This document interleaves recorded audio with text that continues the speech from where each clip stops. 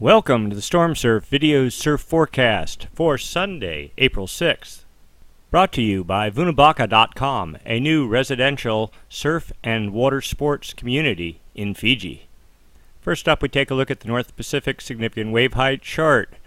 And as of right now, there's really not a whole lot going on. A bit of low pressure in the Gulf of Alaska, residual fetch from a gale that was over Japan days earlier, and perhaps a new system trying to organize off Japan, but in all, a very quiet pattern.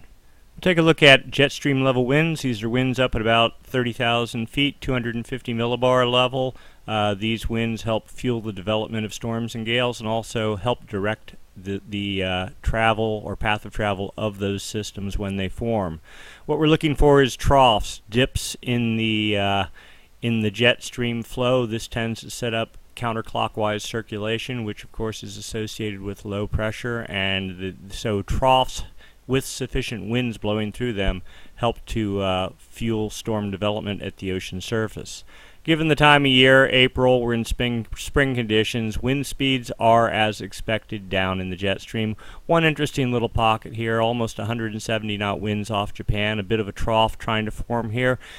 Might be conducive to low pressure, if not gale development, but then we goes right into a split sort of pattern over the dateline. The split tries to reorganize. Another trough here in the western Gulf, but very weak winds, not even 90 knots, nothing happening there, and then instantly the jet splits again.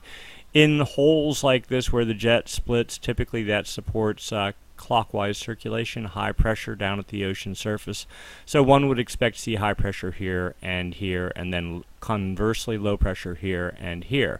Let's put this into motion, see what plays out over the next several days. Again, bit of a trough, tries to hang here off Japan.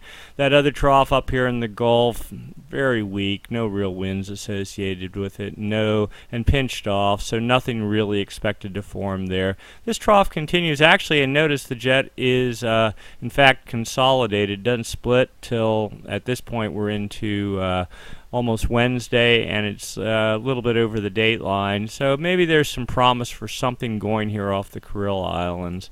Continue putting this into motion. Better organized trough trying to get here, 150 knot winds into almost Thursday, but then it still keeps going, so yeah, a little bit of low pressure. Whatever was here is gone. High pressure is the name of the game into Friday. And then this trough starts pinching off, but yet another trough forms off the Kurils next weekend, Saturday. Roll that out. Again, just doesn't get real organized, though, and by 180 hours out, we're into Sunday, a week out. There's basically no trough. At least the jet stream's consolidated. Winds are low. Nothing going on in the East Pacific. So, typical week's springtime pattern. Next we go down to the surface, surface level winds, surface level pressure, low pressure of course, counterclockwise circulation, and as expected there's a trough here in the upper atmosphere as of Sunday, low pressure circulating here, producing 20-25 knot winds, but that's not enough to generate any swell with any period or size to hardly be noticeable. Maybe some background 10 or 11 second period wind swell at best. And then this other low trying to organize off Japan, but pretty much a mess. The core of the low is landlocked behind the Kurils, about 988 millibars, and just not much wind of any organization going on. High pressure off the U.S. West Coast, and again over the dateline, as expected based on looking at the jet stream charts. Let's put this into motion, see how it plays out. So we're into Monday. It looks a little bit better, a bit of a low pressure trying to get going here in the Gulf, but again, the fetch is only in the 20-25 knot range. That's not enough to really generate anything. But looking better here off the Kurils, a big pocket of 30 knot winds, some embedded 35 knot winds. That's maybe good for 13 second period swell. It's actually the wind speed that determines the period of any resulting swell. So the stronger the wind, the larger the area, the longer duration of the wind, the bigger the swell, and the longer the period. Anyway, put this into motion. We're into Monday night, Tuesday. Still generally 35 knot westerly winds, aimed a bit towards Hawaii here. and even less so at Northern California, mainly just because of the extreme distance away. Put this into motion. That system continues into almost Wednesday night and then falls apart. Otherwise, pretty weak pressure pattern. No strong high pressure, but no strong low pressure either. And then sure enough, come about Friday, yet another system pulls off the Kuril's as expected based on the jet stream charts. 40-knot winds, aimed a bit at Hawaii here. Kind of down that 305-degree path. Anyway, put that into motion. It kind of lifts north, regenerates. There you go, 45-knot winds. That's something to get at least minorly interested in. Its aim is, I guess, best towards Hawaii, not so much towards the U.S. West Coast, only because it's so far away. Anyway, roll that out. And that low just sort of simmers there and then falls apart, and that's pretty much the end of it. We're out to 180 hours, nothing happening in the eastern Pacific. So finally, let's see the effect of those winds on the ocean surface, see if it generates significant wave heights of any interest. We're on Sunday, put this into motion as expected. There's a little low that gets going in the Gulf, but you notice, I mean, we're not even at 18-foot seas here, really of no interest. 20-foot seas here Monday off the Kuril Islands, targeting Hawaii down the 312, 310-degree path, so maybe some 13-second period swell. And then it goes up to 26 feet by Tuesday morning. Again, for Hawaii, about the 310-degree path. That's doing much better. For California, 298. So, and just way too far away. 26-foot seas, that's good for probably swell in the 14-15 second period range for Hawaii, and actually moving well towards Hawaii. Let's put this back, put it into motion. So you see here's about the 310-degree path, and it goes dead aim right there, 310, and then redevelops again up into the 319-degree path, and then peters out. So that should be good for swell for Hawaii. Late week, maybe into the weekend or so. Anyway, keep rolling this out. That one disappears, and then here's the next system. It does the same sort of thing, only we get 28-foot seas. They're aimed a bit more north, so that's not so good for Hawaii. Actually, believe it or not, that's better for the U.S. West Coast. It's almost pushing up the, what is that, 302, 303-degree path. So, maybe Northern California, Central California with luck, but it'll be tiny, whatever swell makes that 3,000-plus mile journey across the Pacific. And then that one kind of much peters out. So in the end, it's Hawaii's probably got 2 shots of swell, assuming both these systems form as expected off the Kuril's. Not much for the U.S. West Coast. Let's go back and take one look. Also looking for any signs of seas off of Cape Mendocino. There was supposed to be a bit of a gradient forming there, and sure enough there is. That's on Thursday. We'll just roll it back. Yeah, so starting about Thursday, what is that? Probably 12-foot seas, maybe some 8-second period local north wind swell from 310 degrees, something like that. Nothing great, but could provide something rideable at the beach breaks for Central California, and maybe a little of it wrapping into Southern California, but probably not a whole lot. So that's it, swell-wise. Let's go take a look at the long-term predictors, specifically ENSO-related activity. First up, the Southern Oscillation Index. Difference in pressure between Tahiti and Darwin. The lower the numbers, the stronger the indicators of an active phase of the Madden-Julian Oscillation, which, of course, during the winter months supports storm development. Positive numbers, the inactive phase, typically means high pressure and increased trades, and not so much support for storm development. We've gone through a good run of negative numbers all the way through March. From that, there was westerly wind bursts, all kinds of things that are really supportive of storm development, and certainly of some other things that we'll get into in a minute. But then come about 3rd, 4th of April, it sort of fell apart. We're back up to positive numbers. This is the daily average, 30-day running average, creeping up a little bit, -10, and the 90-day running average still hovering right around 0, neutral, not suggesting El Nino or La Nina, but certainly a good pulse of the active phase of the MJO. Here's another way to look at it. This is the 2-year running 30-day average. Back in 2012, we almost thought we were in La Nina, but that sort of settled out as we moved into the fall. SOI numbers went from negative back up to positive. We were pretty much in positive territory all through the summer of last year, and even through the winter it just was hovering right around zero, and the storm activity and surf activity and snow activity reflected that. Just not a whole lot going on. Then boom, come January, we went into a very long protracted negative run of numbers. We're hovering down quite low, down into the territory from the 2009-2010 El Nino. The question is, where are we going from there? We're in the active phase, or the inactive phase of the MJO right now. Numbers are creeping up some, but the question is, will it go back up to neutral, or will it hang down in this territory? We'll see in a moment. First up, let's examine surface winds deviations from normal. Westerly anomalies, that's what's happening right now over the maritime continent. Very weak, very small, does not qualify as a westerly wind burst, but still a tendency towards westerly anomalies, and this is during the inactive phase of the MJO. So that is somewhat interesting. Westerly anomalies, far western maritime continent, and then going to neutral anomalies as we get towards the date line, which isn't so bad. Neutral is certainly a lot better than easterly. And then as we work our way across the Pacific, here's Hawaii here, neutral, light east anomalies in the East Pacific, and basically the pattern we're seeing here with west anomalies in the West Pacific, east anomalies in the East Pacific has been the trend since January and has helped set up some Kelvin waves. We'll get into that in a minute.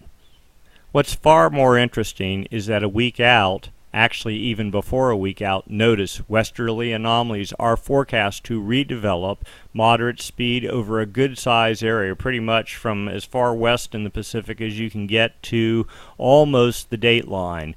Don't know if this would qualify as another westerly wind burst, but it sure would help transport warm water to the east, which would be good if one were to want to see an El Nino develop.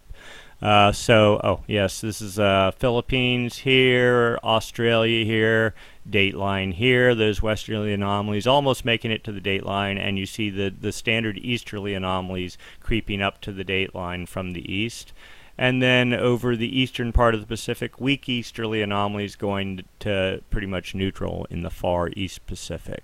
So again, a continuation of the pattern, but with stronger westerly winds forecast to develop a week out. Here's a quick look at what's been going on the past month. Reds and blue. Orientation. The West Pacific starts about 120 east. The East Pacific about 120 to 90 is the Galapagos Islands. So this is a longitudinal look at the Pacific, and this is time down the other margin. Reds are westerly anomalies, blues are easterly anomalies, and you see since even March, steady. This was a westerly wind burst here, pretty strong up towards the high end of the scale here. Not the strongest, but the third of 3 westerly wind bursts. The strong one was January, and a second one after that in February. This is the weaker of the 3, and so that gives you some history. And now the next week out, again, westerly anomalies forecast to develop. So a consistent long-running pattern here going into the 4th month. This is significant. Another way to look at the same data, outgoing long-wave radiation. Blues are enhanced cloudiness indicative of the active phase of the MJO. Reds and oranges are clearer skies, more radiation reflectivity off the ocean surface, typical of high-pressure easterly trades and the inactive phase of the MJO. So as of right now, per this model, this is the statistic model, we're in the inactive phase of the MJO over the date line, but notice previous charts, westerly anomalies are still occurring even in the inactive phase. Good sign. 5 days out, that starts fading, the active phase starts making its way east, and then you're into about 8 days out. The active phase is working its way towards the dateline, fading. Not a real strong one, but forecast to basically be in control. If we're under westerly anomalies now, we're going to continue to be under westerly anomalies in the West Pacific for the next 15 days. That's good news. Backing that up, the dynamic model basically paints a very similar picture. Same initial setup. It shows the active phase working its way east, maybe not quite as strong as what you see in the statistic model, but still, nonetheless, the active phase just the same. This is good news. Here's yet another version of that. This is upper level winds. The greens support precipitation. The reds and blues are not. This is a 40-day lookout. So here we are right now. Sure looks like the active phase trying to get organized, and this runs about a week ahead of what happens down at the surface. So you notice the active phase making its standard trek. This is a prediction across the Pacific through about the end of April, which is pretty much consistent with what the other model shows, followed by the inactive phase, pretty healthy one it looks like, from maybe the 21st of April through about the 11th of May, and then another active phase supposedly developing after that. The interesting thing is all these models really don't have a handle. None of them had a handle on the westerly wind bursts when they occurred, and when those westerly wind bursts did occur, then the models kind of caught up. Especially this one was better at sensing it than the outgoing long wave radiation models. So just something to be aware. The models are a guide, but they don't have the absolute handle on reality. Next, we look at sea surface temperature anomalies. This is the best way to monitor the formation of El Nino. Not so much anything to do with the MJO, but the interesting thing about this chart, and what you're really interested in, is just a couple of degrees either side of the equator. The Nino 3.4 region, which basically runs from about here, it's a block from there to about here. When you see warm water building up here, then that warmer than normal water, then that is a sign that something's happening atmospherically. That also imparts energy to the jet stream, and in the winter months that can really goose up the jet stream track over the North Pacific, help to fuel storms, and you get a lot stronger storm pattern. All this past winter, it was basically cooler than normal water hanging right around in here. Notice now that we have a solid continuous flow of a pocket of warmer than normal water. I'd say mainly in the half a degree above normal right here. Notice this peculiar little eddy of cooler water trying to develop, making it to the Galapagos, but not making it any further. We suspect that is getting blocked and will get completely shunted off by warm water coming up from deep in the ocean here shortly, and we'll talk about that. So the net effect here, warm water over the core zone, little eddy here off Ecuador, but nothing to be too concerned. It's actually losing coverage. No sympathetic cool flow off of Africa, and again warm water the whole way off of Japan into the U.S. West Coast. Water temperatures are definitely up in Northern California. There's no cool pocket coming off the U.S. West Coast either. In springtime, high pressure is the norm. You get strong northerly winds blowing along the coast here. That'll cause a bunch of upwelling off the coast here. That's not happening yet either. So we're kind of in a stagnant pattern. That is lack of winds. Lack of winds promotes increased surface temperatures. Increased surface temperatures, especially in this region, impart energy to the jet stream and set you up for the fall season. So as of right now, we're looking favorable. Here's another view of that. This is actually the surface temperature anomalies. West Pacific over here, East Pacific here. Water temperatures about neutral, maybe half a degree, sort of meandering along this line. A pocket of completely neutral temperatures just south of the equator. Notice westerly wind anomalies in the West Pacific as we saw earlier. So, basically nothing different here than in the previous image. Next, surface height anomalies. That is the height above normal of the ocean's surface. increases or positive anomalies suggest warm water at depth under the equator. And sure enough, we've got this rather large pocket of 5 to 10 centimeter above normal anomalies. Actually, this was up to 15 centimeters in a couple of pockets 4 or 5 days ago, but pretty much going from west of the equator right to the Galapagos Islands.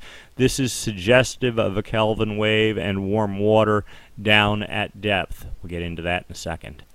All right, data from the TAO array of buoys across the equatorial Pacific. West Pacific here, East Pacific here. These go about 5 north to 5 south, or I don't remember, it's 5 or 8 degrees either side of the equator. The little X's show where the sensors are at depth on each of the buoys. There's an array of buoys here and here that's down, so there's no sensors there, but we have decent coverage. Right here is the gap. Notice 3, 4, 5 degrees above normal. This is a significant Kelvin wave. There's this gap here, and then there's 5-degree temperature leaching into the East Pacific. If we were to guess, I would say it's actually a contiguous flow, but this is sort of a modeled image. It shows it broken up. Another model that we'll show you in a minute actually shows it together. This is classic eastbound Kelvin wave. It should start gurgling up off the Galapagos here any day now is the expectation, and that little stream of cool water that we saw, that'll get evaporated or disappear real quick, and you'll start seeing temperatures rise off the Galapagos. Here's another version of that same image. This is at water at depth, 200 meters, 250. This is the far west Pacific, far east Pacific. This one does suggest the pocket of cool water right there. The Galapagos are at about 90 west, which would be right about there.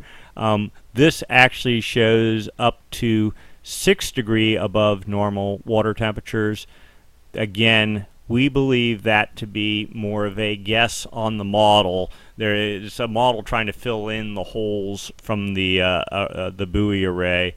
For sure we got 5 degrees though, maybe 5.5, which is significant. That's very warm water. That is on par with some of the larger Kelvin waves, the larger El Niños we've ever had. That does not guarantee El Niño is happening. It just says a bunch of warm water is being transported at depth.